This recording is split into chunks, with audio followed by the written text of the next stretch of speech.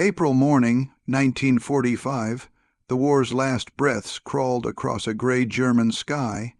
A truck door slammed open, metallic echo, boots on mud. 7 captured women stood shoulder to shoulder, trembling in ripped uniforms. An American sergeant barked the order that froze their veins: line up, everything off. The phrase cut through the cold like a blade. For a second nobody moved. Then one of them, a nurse from Bremen, fumbled with her buttons, her lips trembling. This can't be real. They had heard stories. From the East, Red Army vengeance, from the West, revenge for the camps. Nakedness to them meant the end. A guard's rifle clinked against his belt as he stepped forward, repeating the command in slower German. One woman fainted, another began praying. No laughter, no chaos. Just wine dragging dust through the silence. Behind the Americans, medics unpacked clipboards and powder cans. The air reeked of disinfectant and diesel. The order wasn't punishment, it was protocol, but the POW didn't know that yet. Every second stretched thin, the shame so sharp it blurred their fear. By May of that year, over 500,000 German women would pass through Allied camps, numbers swelling faster than food supplies could keep up. The Americans, unlike many occupying forces, enforced Geneva Convention codes, but few prisoners believed mercy existed. Not after 6 years of total war. One soldier, a kid from Illinois, barely 20, couldn't hold their eyes. He turned his face away as the women obeyed. That small act, so simple, so human, rattled them more than the command itself. Why would the enemy look away? One whispered. The sergeant's tone stayed clipped, efficient. Medical inspection. Typhus. Quick. They were ordered toward a tent, single file, skin pale against the morning fog. The fear didn't vanish, it twisted into confusion. No jeers, no cameras, just silence and procedure. Somewhere behind the barbed wire, a generator coughed to life, powering a field lamp that hummed over their shivering silhouettes. The war was ending, but none of them yet knew what kind of ending this was going to be. And as the first medic raised a gloved hand toward the line, that confusion turned into something stranger, anticipation for what would, against all expectation, come next. The tent flap slapped against the wind as the women stepped inside, bare feet sinking into cold mud. A harsh smell filled the air, chemical powder, metal basins, and the faint sting of alcohol. Instead of cruelty, they found silence. Instead of mocking laughter, they heard orders spoken in calm English tones. The Americans weren't here to humiliate. They were here to disinfect.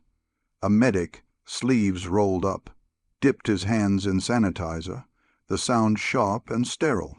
And next, he called, voice flat, professional.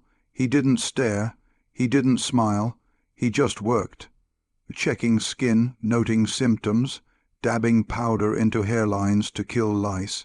Each woman flinched at first, expecting something worse, but nothing came except the hiss of antiseptic and the scratch of pens on clipboards. Reports from that spring, estimated typhus outbreaks, had already killed over 30,000 prisoners across Europe. The Americans were terrified of disease more than the enemy now. The inspection wasn't about dominance, it was containment. Yet to the women, every movement of those latex gloves felt like judgment. A translator explained haltingly, procedure, typhus control, not punishment.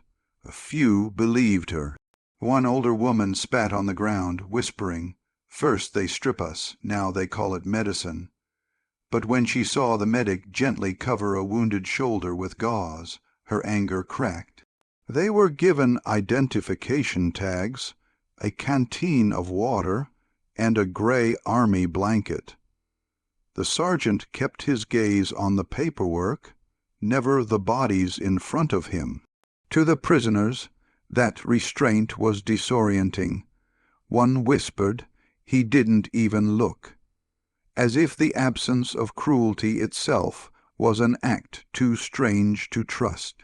The younger medics avoided eye contact altogether. One, barely older than the prisoners themselves, looked away when a woman's voice broke mid-question, "Will we be shot?" His silence wasn't cold, it was careful. That moment, that tiny gesture of decency, began to shift something fragile. By the time they stepped out again, the sky had lightened, and the fear had lost its shape. They were clean, alive, but still shaking. No one spoke. They only clutched their blankets, trying to understand why mercy felt so terrifying. And as an American corporal handed out steaming bowls of soup near the mess tent, disbelief turned into a different kind of silence, the kind that comes before tears. Steam rose from metal bowls as the women stood hesitantly in line. The scent of broth drifted through the camp, rich, meaty, unreal. No one moved at first. After what they had endured, food from the enemy felt like a trap, but the corporal only nodded toward the bench and said quietly, "Eat, you need strength." The spoons clinked softly, the first sound of trust in days. For 6 years they had been told the Allies were monsters. Now those same monsters were ladling soup and handing out blankets. One woman, still shaking beneath a coarse wool cover, whispered to her neighbor, "Why are they feeding us?" The other could only shrug. They didn't know that Allied orders required every POW, male or female, to receive roughly 2,500 calories a day. They just knew the soup was hot and the soldiers weren't shouting. Across the yard, an American private knelt to help an older prisoner who had collapsed. The rifle slung on his back slid into the mud as he lifted her carefully. "You're safe," he muttered, though she didn't understand the words. Still, the tone pierced deeper than language. It wasn't pity, it was care. A German nurse named Lot watched him and felt something she hadn't since 1930. Dignity. In the Reich, she'd been trained to follow, to serve, to obey. Here, under enemy control, someone finally saw her as human. She took her bowl, ate slowly, and realized how bitter hunger had made her soul, not just her stomach. That night, the women were given cots inside a wooden barrack. Straw mattresses, rough sheets, a single oil lamp flickering above. They expected the door to lock. It didn't. A guard stood outside, smoking, humming a jazz tune drifting from a nearby radio. For the first time since capture, silence felt safe. Lot stared at her hands scrubbed raw, but clean, and whispered to herself they could have done anything. The thought wouldn't leave her. Because, if mercy could exist here, in the ruins of everything she'd been taught, then maybe the world wasn't finished after all. Outside, a medic turned off the radio and laughed softly with his partner. Jazz faded. In that fading, something new began. The slow, unsettling realization that compassion, too, could be a weapon. The morning after the soup line, a sound floated through the camp that none of the German women recognize. Jazz. A trumpet somewhere near the medical tent, uneven but warm, cutting through the fog like sunlight through smoke. The Americans worked while it played, stacking crates, checking lists, shouting in slang that sounded almost cheerful. For the prisoners, the rhythm felt unreal. How could their enemies laugh so soon after victory, so close to the ashes of war? Inside the barracks, Lot listened to the music and thought of home. What was left of it? Her city was rubble. Her country surrendered. And yet, the men who had crushed it were humming songs and handing out coffee. The contradiction made her chest tighten. The women had expected punishment or propaganda, but what they got was routine. Each morning, roll call, health check, rations, disinfectant. Each afternoon, rest, sometimes reading lessons. Geneva observers came through with clipboards, 3 million POW. You were being processed across the Allied zones. The Americans determined to prove they were nothing like the Nazis. That fact itself was a message. A young private approached the women's barrack carrying fresh bandages. He smiled nervously and said, "If you need, we help." His German was clumsy but kind. When he left, one of the women muttered, "Even our officers never spoke like that." Her tone wasn't admiration, it was disbelief. For years, obedience had meant fear. Here, it meant order without cruelty. As dusk fell, the jazz returned, now through a tinny field radio. The women sat quietly, wrapped in army blankets, watching guards trade jokes near a pot of coffee. The air smelled of tobacco and wet wood. In that ordinary peace, something inside them began to fracture. Lot realized she didn't know who the enemy was anymore. She'd seen hatred in uniforms of her own nation and restraint in those of her captors. The cognitive dissonance was unbearable. She whispered to herself, "Maybe it's us who never understood the war." Just as the night settled into uneasy calm, a truck screeched at the gate. New arrivals stumbled out ragged, starved, died, from the east. They carried rumors darker than anything yet heard in this camp, and their words would soon turn relief into horror. They came at night, thin figures wrapped in rags, eyes hollow like doubt lamps.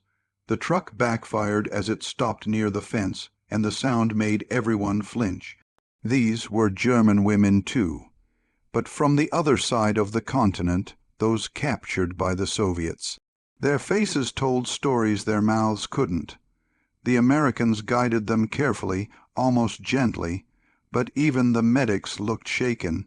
Lot watched from the barracks doorway, clutching her blanket. The new arrivals stumbled through the mud, whispering in broken voices. They burned the camps, they took everything. No food for days. One woman's hair had fallen out in clumps. Another couldn't walk without help. Someone muttered a name, Smolensk, and the rest went silent. Reports later estimated that 1 in 3 German female prisoners held by the Red Army never came back. Disease, starvation, vengeance, each word carried across Europe like wind through ruins. Here, under American command, the women were being fed, clothed, disinfected. Over there they were vanishing. The comparison felt obscene, impossible. A sergeant at the gate tried to calm the panic. "Different side," he said quietly, "you're safe here." But the damage was done. The camp's fragile sense of mercy shattered under the weight of those stories.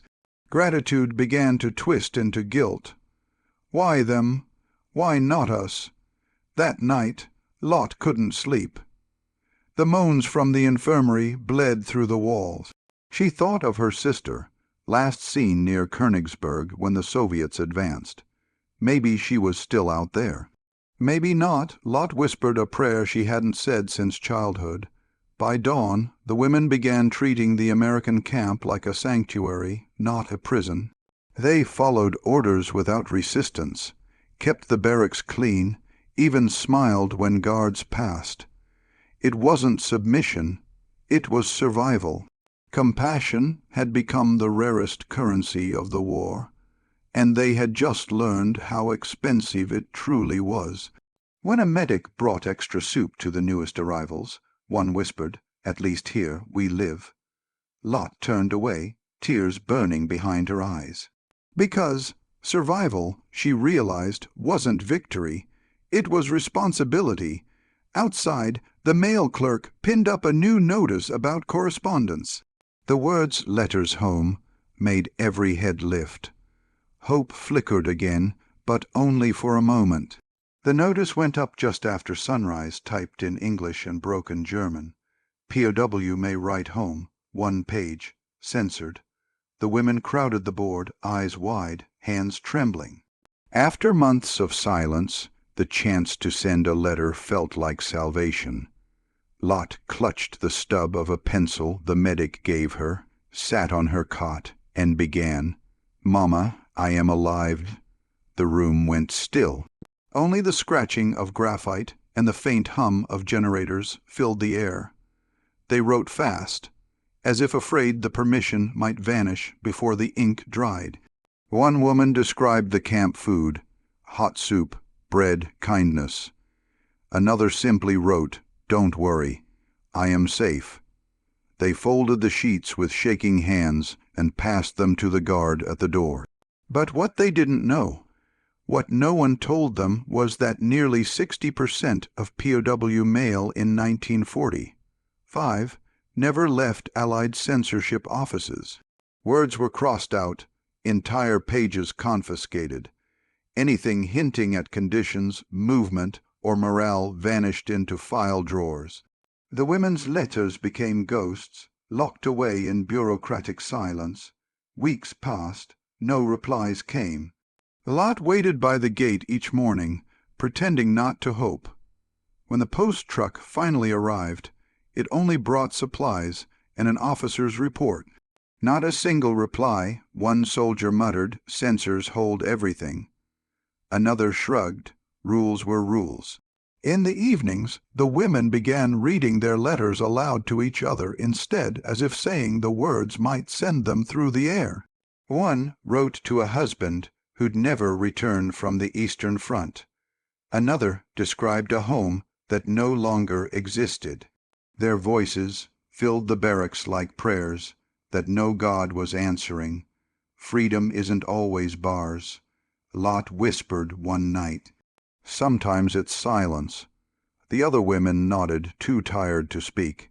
Even kindness had its limits. They were alive, yes, but unseen, unheard, suspended between worlds. Outside, the guards changed shift. The radio crackled news from Nuremberg trials, verdicts, words like justice. None of it reached through the fence. Inside, the women folded their unsent letters again and again, until the paper went soft from tears and handling. Then, one morning, the order came: transfers. Trucks, tags, new destinations. The limbo was ending, but not the captivity. Engines rumbled before dawn, jolting the camp awake. Orders barked through the fog: roll call, form up. The women, now leaner but steadier, fell into line automatically. What had once been humiliation was now habit. The Americans ran the camp like a machine, predictable, precise, almost comforting in its rhythm. Days began with hygiene checks. Medics moved from barrack to barrack, inspecting hands, hair, wounds. Then came rations: bread, stew, coffee. Lot and the others ate quickly, folding their tin cups against their coats to keep them warm. After breakfast came labor duty, mending uniforms, scrubbing mess tins, sorting supplies. The repetition dulled thought. In monotony they found peace. By mid-1945, Allied camps like this one had turned efficiency into survival. Reports indicated that POW labor across Europe had reached nearly 75% of pre-war factory productivity. Even captivity had been industrialized. The women knew it. They could feel it in the rhythm of whistles, the way every gesture was timed to a bell. Yet beneath that order, something human grew. Guards shared cigarettes through the fence. An American cook slipped chocolate to one of the younger girls when officers weren't watching. Someone had scrawled "Peace soon" in chalk on the latrine wall. Small rebellions of kindness. In the evenings, the women gathered near the fence to listen to English lessons broadcast by camp loudspeakers. "Repeat," The voice said, "My name is." A lot mouthed the words, barely audible, her accent thick but earnest. Learning the language of the enemy felt like taking control of her own story. The barracks grew quieter each night, exhaustion mixing with uneasy gratitude. "We work, we sleep, we survive," one woman murmured, and that somehow was enough. But safety had its own kind of fear. They knew peace was coming, rumors of surrender, of release, but also whispers of transfers. To France, some said, for reconstruction. To labor, others claimed not freedom. Then, one thunder, soaked night, headlights cut through the rain. A truck convoy idled at the gate. An officer's clipboard glistened under the downpour. Names were read aloud, one by one. Lot's was among them. She looked back at the barracks, the first place since capture that had felt almost safe, and climbed aboard. The road out of camp disappeared into the storm. Rain hammered the canvas roof of the truck as it rolled across shattered roads. The women huddled close, clutching their army blankets against the cold. Through gaps in the top, flashes of ruined towns flickered, lapsed roofs, burn, doubt cars, hollow windows staring like eyes.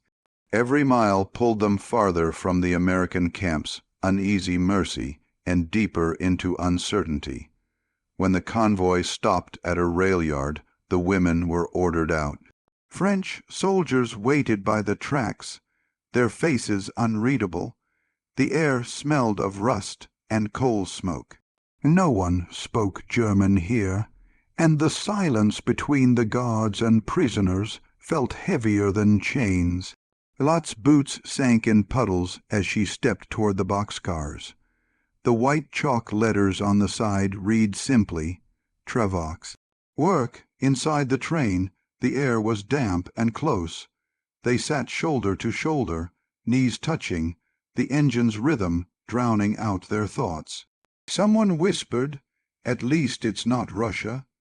Another replied, "Not yet." The fear was different now, not of death, but of endless labor. Reports from that year confirmed France employed more than 740,000 POW for reconstruction, clearing debris, rebuilding roads, filling graves. Officially, it was compensated labor. Unofficially, it was revenge disguised as utility. The French public watched the trains pass with mixed eyes of grief, rage, pride. For many, these prisoners were the living embodiment of their occupied years. As the train slowed near a village, civilians gathered by the tracks. An old woman spat in the mud. A boy threw a stone that hit the side of the car with a sharp crack. No guards stopped him. The message was clear. Whatever kindness existed under the stars and stripes had stayed behind. Lot stared through a slit in the wood, watching rain streak across the glassless windows of French houses. She whispered, "The Americans treated us like people. Here we're ghosts again." No one answered. The rhythmic clatter of wheels became the only reply. When the train finally hissed to a halt at another camp, the air was colder, the fences taller. A French officer waved them out. His voice was dry, almost bored. "Welcome to your new home." Lot stepped down, realizing mercy was a language few nations spoke twice. Spring of 1947. 2 years after the surrender, the gates creaked open at dawn. A thin mist drifted over the French countryside as guards handed out papers stamped Entlassung, release. The word looked strange after so much captivity. Some women cried, others simply stared, numb. Freedom didn't feel like a miracle. It felt like a question no one could answer. They walked out in small groups, clutching rations and documents, heading east toward whatever was left of home. The roads were littered with the bones of war, burned trucks, collapsed bridges, stray helmets half, buried in mud. Each step carried the weight of years stolen. Lot reached the German border with blistered feet and a single possession, the army blanket she'd kept from the American camp. It was frayed now, its olive color faded to gray. Still, she folded it neatly over her shoulders as if it were armor. When she entered Bremen, silence met her. Whole districts had vanished, streets she remembered now replaced by craters and weeds. Her parents' house was gone. Neighbors whispered, looked away to them, returning POW weren't heroes. They were reminders of shame, symbols of defeat. The war had ended, but judgment hadn't. Across Germany, most female POW were released between 1946 and 1949. Records show many came back to nothing, no families, no jobs, no place in the story their nation wanted to tell. Some hid their captivity for decades. Others, like Lot, simply stopped talking. She found work in a hospital, bandaging wounds of men who had once served beside her captors. The irony wasn't lost on her. Every time she washed blood from her hands, she remembered those gloved medics, that first inspection, the moment her fear had been met with decency. At night she folded her blanket carefully before sleeping. It smelled faintly of smoke and disinfectant, the scent of survival. She told herself she'd forget the camp someday, but the body remembers what the mind buries. Then one morning, sorting medical supplies, she found an American-made bandage roll. The logo stopped her breath cold, a symbol, small but powerful, of how tightly the past still clung. She smiled faintly, whispering, "They saved us, even when we didn't understand why." But that understanding what mercy truly meant would only come years later with a single question from a child. Decades later, the war lived only in whispers and photographs. It was the late 1980s, and Lot sat in her small apartment overlooking the rebuilt streets of Bremen. The city was clean now, glass buildings where rubble once stood, laughter where silence had ruled. Yet tucked in her cupboard, wrapped in brown paper, was the one thing she never threw away, that same olive, gray army blanket. Her granddaughter, maybe 12, found it one afternoon while searching for old family photos. "Oma," she asked, "why do you still keep this? It's so old." Lot looked at the fabric, fingertips brushing its rough edges, and for a moment she was 20 again, shivering under a foreign sky, waiting for death that never came. "That blanket," she said softly, "was given by a man who didn't hate me." The girl frowned, not understanding. So Lot told her, carefully, what few had ever heard the order to strip, the inspections, the soup, the silence, the strange kindness that had saved her dignity when everything else was gone. She spoke not of victory or defeat, only of mercy. The room grew still, the hum of the refrigerator fading into quiet reverence. In the 1990s, researchers at the Bundesarchiv began collecting testimonies like hers. Many women told nearly identical stories, of fear turned to disbelief, of captors who followed rules when no one was watching. Sometimes, one survivor said, "The enemy reminded us what being human meant." Lot never read those interviews. She didn't need to. The truth had lived inside her all along. She'd seen how decency could survive among ruins, how compassion could outlast ideology. That memory had become her quiet rebellion against everything the war had taught her to fear. Outside, church bells rang, soft and distant. Her granddaughter wrapped herself in the blanket, laughing at its scratchy feel. "It's heavy," she said. Lot smiled. "It's history," she replied. The window light caught the dust in the air, turning it silver. In that stillness Lot closed her eyes, not to forget, but to remember rightly, because the war hadn't ended with treaties or trials. For her it ended the day she realized that even in humanity's darkest hour, someone had chosen to be kind,